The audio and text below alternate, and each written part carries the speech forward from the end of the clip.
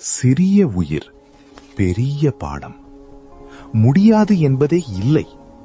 வாழ்வில் தடைகள் வரும்போது, பிரச்சனைகள் சூழும்போது அவற்றை எதிர்கொள்ள மறுக்கும் மனிதன் வாழ்க்கையின் உயிரோட்டத்தையே இழந்து விடுகிறான். எந்த வாழ்க்கையும் மிகச்சரியாக அமைந்து விடுவதில்லை. போராட்டம் என்பது ஒவ்வொரு உயிரினத்திற்கும் உண்டு. வண்ணத்து பூச்சியை நினைத்து பாருங்கள். பறக்கும் உயிரினங்களிலேயே மிகவும் பலவீனமானது. 100 மீட்டர் மட்டுமே பறக்கும் திறன் கொண்டது. ஆனால் பனிக்காலம் வரும்போது, மரணம் நெருங்கும் போது அந்த சிறிய உயிர் சோர்ந்து உட்கார்ந்து விடவில்லை. 4100 கிலோமீட்டர் கடல் கடந்து, காற்றை வென்று, உயிரை பணயம் வைத்து வெதுவெதுப்பான இடத்தை நோக்கி பறக்கிறது.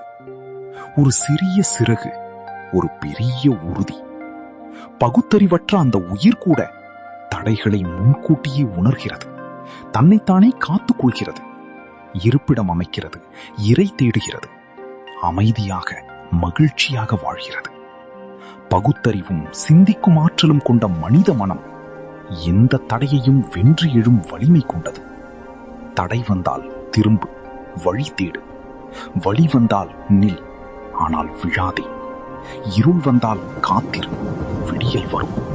உன் வாழ்க்கை உனதே. உன் போராட்டம் உன் பலமே. உன் தடை உன் திருப்பு முனை.